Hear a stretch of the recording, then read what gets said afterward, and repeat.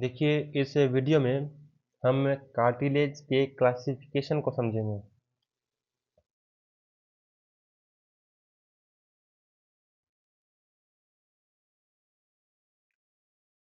देखिए कार्टिलेज के क्लासिफिकेशन में सबसे पहला और सबसे कॉमन और सबसे इम्पोर्टेंट जो टाइप है वो है हाइलिन कार्टिलेज का। एग्ज़ाम पॉइंट ऑफ व्यू से भी यह कार्टिलेज सबसे ज़्यादा पूछा जाता है और क्लिनिकल प्रैक्टिस में भी सबसे ज़्यादा इन्वॉल्व होता है।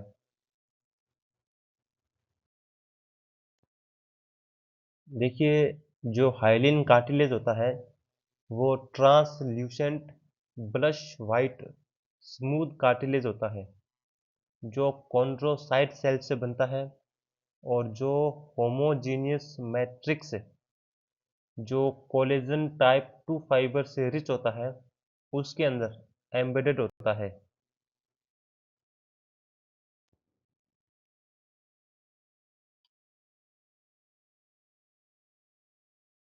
अब देखिए हाइलिन का मतलब होता है ग्लास लाइक ट्रांसपेरेंट। यह कार्टिलेज दिखने में स्मूथ और स्किनी होता है। माइक्रोस्कोप में इसकी मैट्रिक्स होमोजीनियस होती है, यानी कि यह बिल्कुल एक जैसा दिखाई देता है हर तरफ से। अब देखिए फाइबर्स इजीली दिखाई नहीं देते, इसलिए इसे कहते हैं हाइलिन कार्टिलेज, यानी smoothest and most basic cartilage. अब माइक्रोस्कोप के नीचे हाइलिन कार्टिलेज कैसी दिखती है यह समझते हैं। अगर इसकी सेल्स की बात करें तो इसके अंदर कॉन्ड्रोसाइट्स सेल होती है जो मैच्योर सेल्स होती है। ये सेल्स लेक्यूना के अंदर रहती है। लेक्यूना एक खाली स्पेस होता है जिसके अंदर कॉन्ड्रोसाइट रहता है। कई बार जो सेल्स होती है कॉन्ड्रोसाइट सेल्स ये ग्रुप में भी दिखती है जिन्हें आइसोजीनस ग्रुप्स बोलते हैं, और ये ग्रुप्स ग्रोथ का साइन होते हैं। यानी कि अगर ये सेल्स आपको ग्रुप में दिखें मतलब ये ग्रो कर रही है। अब इसकी जो मैट्रिक्स होती है वो स्मूथ और ग्लास लाइक दिखाई देती है। फाइबर्स जो होते हैं वो क्लियरली अलग अलग दिखाई नहीं देते, इस वजह से इसे होमोजीनियस मैट्रिक्स कहा जा सकता है। अब इसकी टेरिटोरियल और इंटर टेरिटोरियल मैट्रिक्स को समझते हैं। देखिए सेल के आसपास की जो डार्कर मैट्रिक्स होती है उसको टेरिटोरियल मैट्रिक्स बोलते हैं, और जो सेल से दूर लाइटर मैट्रिक्स होती है उसको इंटर टेरिटोरियल मैट्रिक्स बोलते हैं। और यह डिफ्रेंशिएशन हिस्टोलॉजी प्रैक्टिकल में काफ़ी इंपॉर्टेंट होता है। अब हाइलिन कार्टिलेज की स्ट्रेंथ और उसके फंक्शन उसके मैट्रिक्स से आते हैं, सेल से नहीं। इस चीज़ को समझते हैं। अब समझते हैं मैट्रिक्स में आखिर क्या क्या होता है। देखिए मैट्रिक्स में आपकी दो चीज़ें होती हैं, फाइबर्स और ग्राउंड सब्सटेंस। जो फाइबर्स होते हैं वो टाइप 2 कोलेजन फाइबर होते हैं और ये थिन होते हैं, इस वजह से ये माइक्रोस्कोप में क्लियरली नहीं दिखाई देते। ये fibres type 2 collagen fibres strength और फ्लेक्सिबिलिटी प्रोवाइड करते हैं। और जो दूसरी चीज़ जो मैट्रिक्स में होती है ग्राउंड सब्सटेंस, ये प्रोटियोग्लाइकेन्स होते हैं। ये कॉन्ड्रो आयोडीन सल्फेट से बनते हैं और ये हाइलुरोनिक एसिड इसमें पाया जाता है, और इसमें वाटर कंटेंट भी काफ़ी ज़्यादा होता है। और हाई वाटर कंटेंट की वजह से इनमें कंप्रेशन होता है, इनमें मूवमेंट स्मूथ होती है और ये शॉक एब्जॉर्प्शन का काम भी करते हैं। इस वजह से हाइलिन कार्टिलेज जॉइंट्स के लिए परफेक्ट कार्टिलेज माना जाता है। अब देखिए जो हाइलिन कार्टिलेज होता है उसके चारों ओर पेरिकॉन्ड्रियम होता है। अब इसके अंदर जो हाइलिन कार्टिलेज का ही एक टाइप है जो आर्टिक्यूलर कार्टिलेज जिसको बोलते हैं, ये एक्सेप्शनली इसमें पेरिकॉन्ड्रियम नहीं होता। इसके अलावा बाकी सभी हाइलिन कार्टिलेज में पेरिकॉन्ड्रियम पाया जाता है। इसका मतलब है कि जो ट्रैकियल कार्टिलेज होता है उसके अंदर पेरिकॉन्ड्रियम प्रेजेंट होता है, और जो कोस्टल कार्टिलेज होता है जो आपकी रिब्स और आपके स्टर्नम को जोड़ता है उसमें भी पेरिकॉन्ड्रियम होता है। नेसल कार्टिलेज में भी प्रेजेंट होता है, लेकिन जो आर्टिक्यूलर कार्टिलेज होता है उसमें पेरिकॉन्ड्रियम प्रेजेंट नहीं होता। अब देखिए जो पेरिकॉन्ड्रियम होता है वो न्यूट्रिशन और ग्रोथ दोनों प्रोवाइड कराता है। आर्टिक्यूलर कार्टिलेज में पेरिकॉन्ड्रियम नहीं होता, इस वजह से जॉइंट कार्टिलेज वो डैमेज को हील नहीं कर पाता। देखिए किसी भी जॉइंट में जो किसी बोन के एंड होते हैं उन एंड्स पर जो कार्टिलेज पाया जाता है उसको आर्टिकुलर कार्टिलेज बोलते हैं।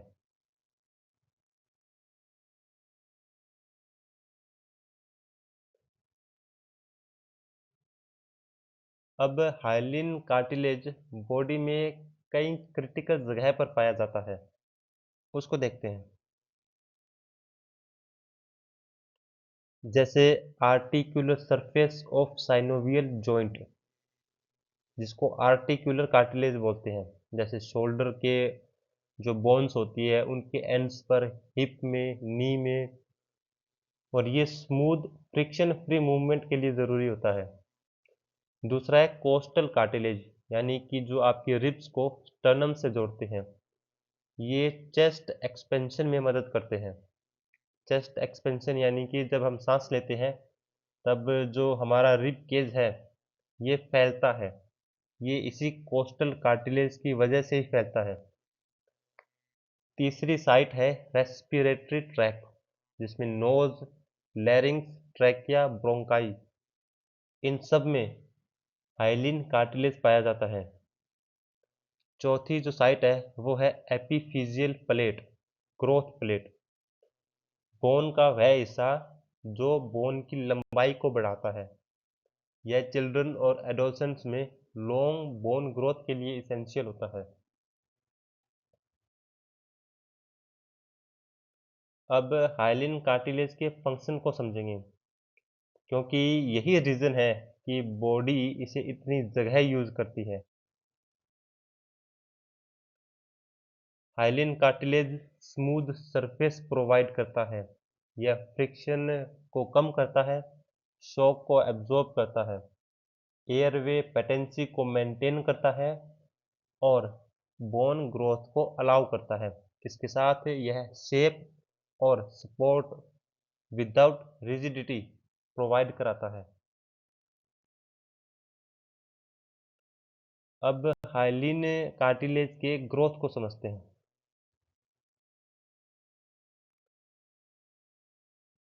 देखिए लॉन्ग बोन्स पहले कार्टिलेज की ही बनी होती है, बाद में इनका ओसिफिकेशन होता है।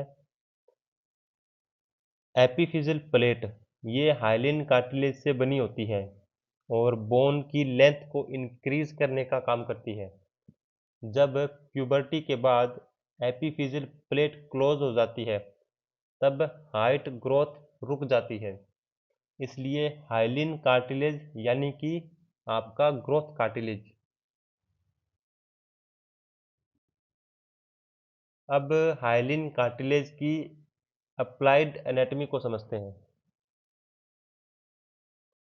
देखिए पहला है ओस्टियोआर्थराइटिस, ये आर्टिकुलर हाइलिन कार्टिलेज के डीजनरेट होने से होता है जिसमें बोन टू बोन फ्रिक्शन की वजह से पेन और स्टिफनेस पैदा होती है।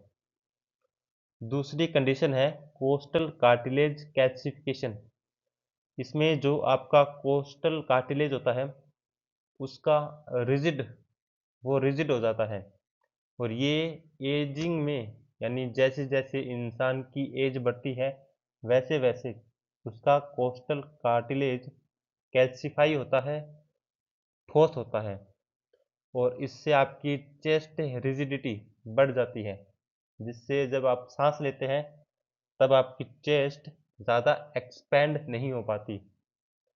अब जो तीसरी कंडीशन है वो है ग्रोथ प्लेट डिसऑर्डर,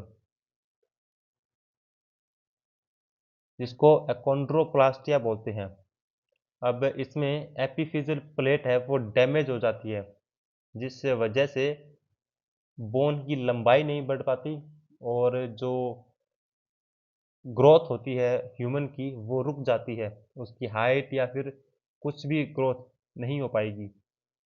अब जो चौथी कंडीशन है वो है ट्रैकोमलेशिया, यानी कि इसमें ट्रैकियल हाइलिन कार्टिलेज वो वीक हो जाता है, और जिससे एयरवे कोलैप्स हो जाती है, यानी कि जो आपकी विंड पाइप है वो आपस में कोलैप्स हो जाएंगी, चिपक जाएंगी।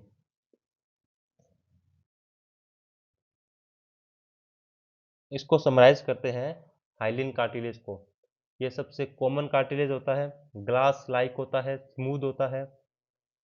इसके अंदर कॉन्ड्रोसाइट जो सेल होती है वो लेक्यूना में रहती है, टाइप 2 कोलेजन फाइबर से बनता है, हाई वाटर कंटेंट होता है, और इसके अंदर पेरिकॉन्ड्रियम प्रेजेंट होता है, सिर्फ आर्टिकुलर हाइलिन कार्टिलेज को छोड़ करके। और ये जॉइंट्स, रिब्स, एयरवे और ग्रोथ प्लेट में पाया जाता है। ये स्मूथ मूवमेंट अलाउ करता है, और ये बोन ग्रोथ के लिए इसेंशियल होता है। और जब इसमें डीजनरेशन होता है तब जो कंडीशन बनती है उसको ओस्टियोआर्थराइटिस बोलते हैं। अब जो सेकंड टाइप ऑफ कार्टिलेज है वो है फाइब्रो कार्टिलेज।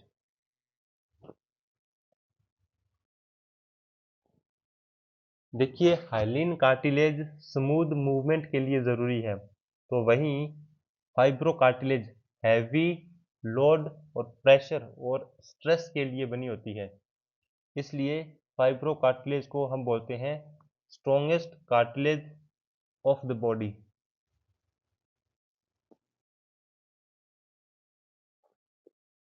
सबसे पहले डेफिनेशन और कॉन्सेप्ट को समझते हैं। देखिए, fibro cartilage is a tough cartilage containing chondrocyte embedded in a dense matrix rich in type 1 collagen fibers designed to resist compression and tensile force। अब इसको आसान भाषा में समझते हैं। देखिए, यह कार्टिलेज स्मूथ नहीं होता, यह टफ और स्ट्रॉन्ग होता है। इसमें फाइबर बहुत ज़्यादा होते हैं। यह प्रेशर और स्ट्रेचिंग दोनों को सह सकता है, इसलिए फाइब्रो कार्टिलेज यानी कि लोड बियरिंग कार्टिलेज। अब फाइब्रो कार्टिलेज की स्ट्रक्चर बाकी कार्टिलेज से अलग होती है, इसको समझते हैं। अब देखिए, जो फाइब्रो कार्टिलेज होते हैं उसमें सेल अरेंजमेंट को समझते हैं। देखिए, जो इसकी सेल्स होती है कॉन्ड्रोसाइट, ये लेक्यूना में होती हैं, ठीक वैसे ही जैसी हाइलिन कार्टिलेज में थी। सेल्स अक्सर रोज यानी कि लाइन में अरेंज्ड होती है, और यह अरेंजमेंट स्ट्रेस डायरेक्शन के अनुसार होता है, यानी कि किस साइड से इस कार्टिलेज पर स्ट्रेस पड़ेगा उस हिसाब से इसके फाइबर्स एक लाइन में अरेंज्ड होते हैं। इसकी मैट्रिक्स की बात करें तो इसकी मैट्रिक्स होमोजीनियस नहीं लगती। इसके matrix thick collagen bundle clearly दिखाई देते हैं, इसलिए माइक्रोस्कोप में फाइब्रो कार्टिलेज को पहचानना आसान होता है, क्योंकि इसके फाइबर्स बंडल्स के रूप में अलग अलग देखे जा सकते हैं। अब फाइब्रो कार्टिलेज और हाइलिन कार्टिलेज का सबसे बड़ा फर्क समझते हैं।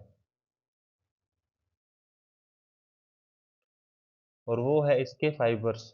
देखिए, जो फाइब्रो कार्टिलेज होता है उसमें मेनली टाइप 1 कोलेजन फाइबर होता है, और ये फाइबर्स मोटे होते हैं, डेंस होते हैं और क्लियरली विजिबल भी होते हैं, स्ट्रेंथ और टेंसाइल रेजिस्टेंस देते हैं।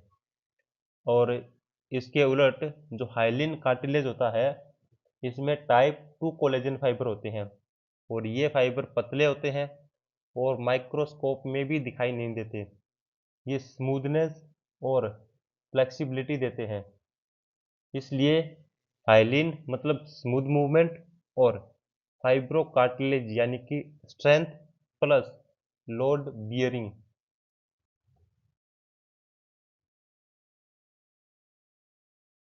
अब फाइब्रो कार्टिलेज के अंदर पेरिकॉन्ड्रियम को समझो।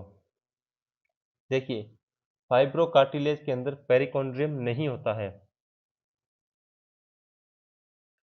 अब क्योंकि इसमें पेरिकॉन्ड्रियम नहीं है तो इसके अंदर डायरेक्ट ब्लड सप्लाई भी नहीं है, और इसमें हीलिंग भी बहुत ज़्यादा कमज़ोर होगी। अब ये समझो कि क्यों इसमें पेरिकॉन्ड्रियम नहीं होता। क्योंकि देखिए, फाइब्रो कार्टिलेज जो होता है वो हाई स्ट्रेस जोन में होता है। अगर वहाँ पेरिकॉन्ड्रियम होगी तो वह टीयर हो जाएगी, इसलिए इसके अंदर पेरिकॉन्ड्रियम नहीं होता। और यही कारण है कि जो डिस्क इंजरी होती है वो हील नहीं कर पाती। अब फाइब्रो कार्टिलेज हमेशा high pressure plus high stress वाली जगहों पर पाया जाएगा। देखिए, पहली जगह है जहाँ पर फाइब्रो कार्टिलेज पाया जाता है वो है इंटरवर्टिब्रल डिस्क। अब देखिए, इन डिस्क्स में जो एनुलस फाइब्रोसिस होता है वो फाइब्रस कार्टिलेज का बना होता है, और ये स्पाइन का शॉक एब्जॉर्बर का काम करते हैं। अब जो दूसरी इसकी लोकेशन है वो है प्यूबिक सिम्फिसिस, यानी कि यह राइट और लेफ्ट हिप बोन्स को जोड़ता है। जैसे वॉकिंग और चाइल्ड बर्थ में स्ट्रेस एब्जॉर्ब करने का काम यही फाइब्रो कार्टिलेज करता है। तीसरी जो जगह है वो है मेनिस्काई ऑफ की जॉइंट, नी जॉइंट। अब देखिए, इसमें मेडियल और लेटरल मेनिस्कस होता है जो वेट डिस्ट्रीब्यूशन प्लस स्टेबिलिटी को सपोर्ट करता है। जो चौथी जगह है वो है आर्टिकुलर डिस्क। ये क्या करता है कि ये देखिए, जहाँ प्रेशर ज़्यादा होता है वहाँ पर फाइब्रो कार्टिलेज प्रेजेंट होता है, और जो आर्टिकुलर डिस्क होती है उसमें प्रेशर सबसे ज़्यादा होता है।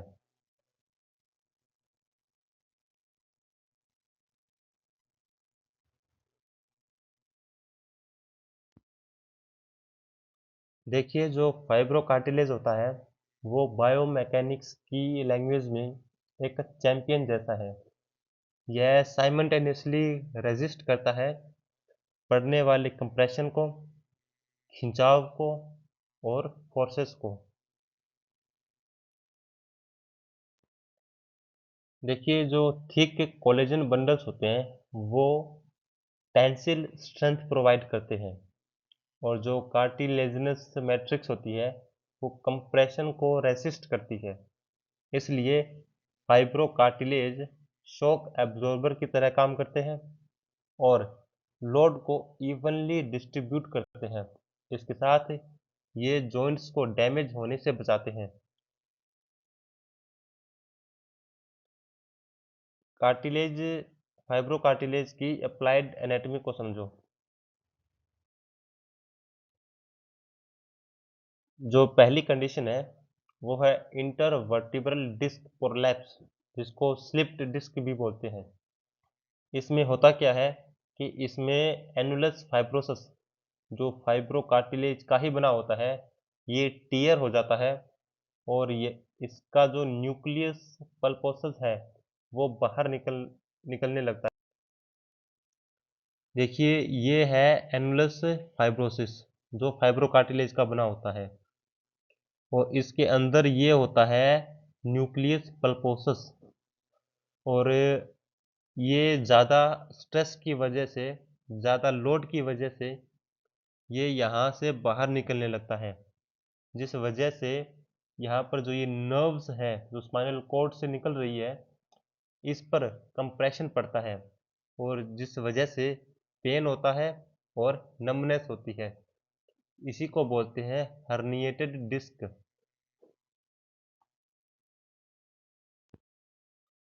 अब जो दूसरी कंडीशन है वो है मेनिस्कल टीयर्स। ये आमतौर पर स्पोर्ट्स इंजरी में कॉमन होती है। अब क्योंकि इसमें पेरिकॉन्ड्रियम नहीं होता है तो वहाँ पर हीलिंग भी बहुत पुअर होती है और इसके लिए आम तौर पर सर्जरिकल मैनेजमेंट की ज़रूरत पड़ती है। तीसरी जो कंडीशन है वो है प्यूबिक सिम्फिसिस डिसऑर्डर। ये प्रेगनेंसी में देखी जाती है और इस वजह से इसमें पेनफुल वॉकिंग और पेल्विक इनस्टेबिलिटी वाली कंडीशन बनती है। चौथी जो कंडीशन है वो है डीजनरेशन विद एज। देखिए, एज के साथ जो आपका फाइब्रोकार्टिलेज है यह सूखने लगता है और इसमें क्रैक्स आने स्टार्ट हो जाते हैं। इस वजह से जो डिस्क की हाइट है वो कम हो जाती है और उस वजह से बैक पेन होने लगता है।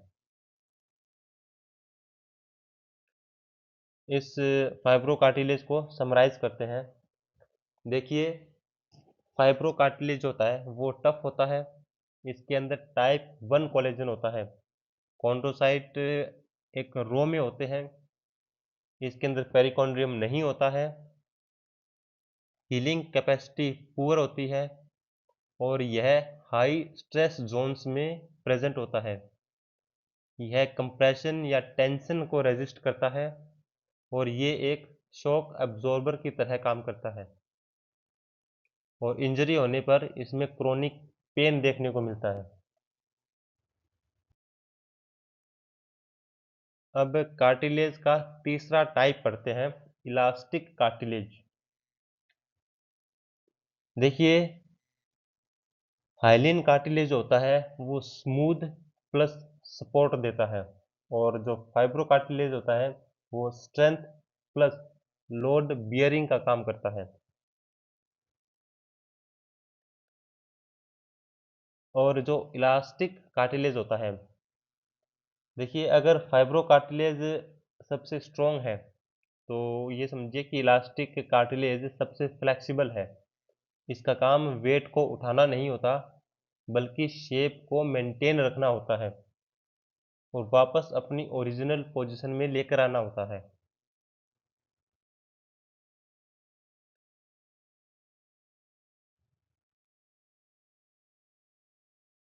देखिए, यह कार्टिलेज बेंड हो सकता है, ट्विस्ट भी हो सकता है और फोल्ड भी हो सकता है, लेकिन प्रेशर हटते ही यह वापस अपनी ओरिजिनल शेप में आ जाता है। इसलिए इलास्टिक कार्टिलेज यानी कि शेप मेमोरी कार्टिलेज। देखिए, जो इलास्टिक कार्टिलेज होता है उसकी पहचान होती है उसके इलास्टिक फाइबर नेटवर्क, यानी कि इसके अंदर जो इलास्टिक फाइबर होता है उसका एक नेटवर्क होता है और ये इलास्टिक फाइबर्स संख्या में बहुत ज़्यादा होते हैं और ये फाइबर्स ब्रांचिंग नेटवर्क बनाते हैं। इलास्टिक कार्टिलेज में इलास्टिक फाइबर्स के अलावा टाइप 2 कोलेजन फाइबर भी होते हैं, लेकिन मेनली इलास्टिक फाइबर है वो ही डोमिनेट करते हैं। कोलेजन टाइप 2 फाइबर्स होते हैं लेकिन संख्या में काफ़ी कम होते हैं और जो इलास्टिक फाइबर्स होते हैं वो संख्या में काफ़ी ज़्यादा होते हैं। देखिए, जो इलास्टिक कार्टिलेज होते हैं ये बेंड हो सकते हैं, डिफॉर्म भी हो सकते हैं, लेकिन ये परमानेंटली डैमेज नहीं होते। देखिए, जो इसके फाइबर्स होते हैं इलास्टिक फाइबर्स, ये कार्टिलेज को फ्लेक्सिबिलिटी देते हैं और जो इनकी मैट्रिक्स होती है वो हाइलिन कार्टिलेज जितनी होमोजीनियस नहीं होती, यानी कि जहाँ पर हाइलिन कार्टिलेज सभी जगह एक जैसा दिखाई देता है, वहीं पर इलास्टिन कार्टिलेज में इसके फाइबर्स को अलग अलग देखा जा सकता है। अब एक सवाल है कि जो इलास्टिक कार्टिलेज होता है वो बोन या कि फिर हाइलिन कार्टिलेज की तरह हार्ड क्यों नहीं होता।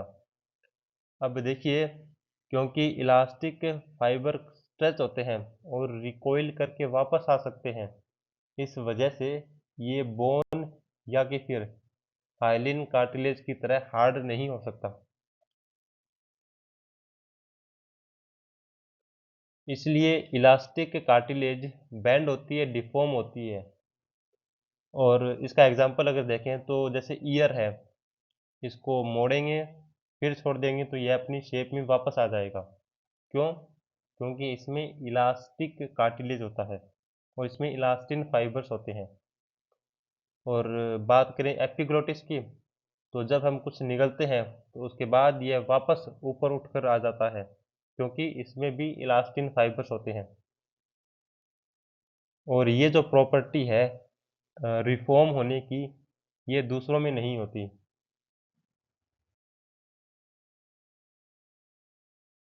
अब देखिए, जो इलास्टिन कार्टिलेज होता है उसमें हमेशा पेरिकॉन्ड्रियम होती ही होती है, क्योंकि इलास्टिन कार्टिलेज एक्सपोज्ड एरिया में होती है। जैसे कि मान लेते हैं कान हो गया। अब फ्लेक्सिबिलिटी के साथ नरिशमेंट भी इनको चाहिए और रिपेयर पोटेंशियल का होना भी ज़रूरी है। तो जो इसमें पेरिकॉन्ड्रियम होता है वो इसको न्यूट्रिशन देता है और अपोजिशनल ग्रोथ भी कराता है। इसके साथ ये इसको माइनर रिपेयरिंग में भी हेल्प करता है।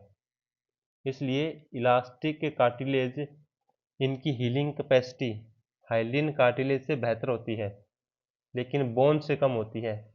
क्यों? क्योंकि बोन के अंदर अपने खुद का एक वैस्कुलर सिस्टम होता है, उसमें खुद में वेसल्स होती है। कार्टिलेज में खुद में वेसल्स नहीं होती है, यह पेरिकॉन्ड्रियम से नरिशमेंट लेता है। अब इलास्टिक कार्टिलेज कहाँ कहाँ पाया जाता है शरीर में। अब देखिए, जहाँ शेप प्लस फ्लेक्सिबिलिटी दोनों चाहिए वहाँ पर इलास्टिक कार्टिलेज होगा। जैसे पहला हो गया पिन्ना, यानी कि जो आपका एक्सटर्नल ईयर है, इसके अंदर इलास्टिक कार्टिलेज होता है। यह इसको शेप देता है, फोल्ड होने पर वापस शेप में आता है। और दूसरी जगह है एपिग्लोटिस। स्वेलिंग के समय जब लैरिंग्स, यह लैरिंग्स को कवर करता है और स्वेलो के बाद तुरंत अपराइट पोजीशन में लौट आता है।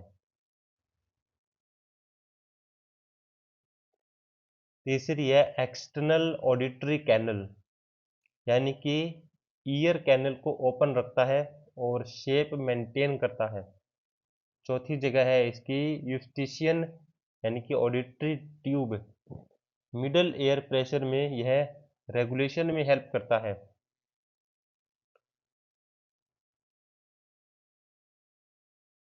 इलास्टिक कार्टिलेज के फंक्शन को और सिंपल तरीके से समझते हैं। देखिए, यह शेप को बनाए रखता है, रिपीटेड बेंडिंग को सहन करता है, रिकॉइल हो सकता है यानी कि अपनी शेप में फिर से आ सकता है, यह पैसेज को ओपन रखता है, जैसे कि जो ऑडिटरी कैनल होती है, कान की जो कैनल होती है उसको ओपन रखता है। यह साउंड कंडक्शन और स्वेलोइंग में हेल्प करता है। देखिए, जो इलास्टिक कार्टिलेज होता है वो बेंड करता है पर कभी भी टूटता नहीं है और अपनी आइडेंटिटी को बनाए रखता है।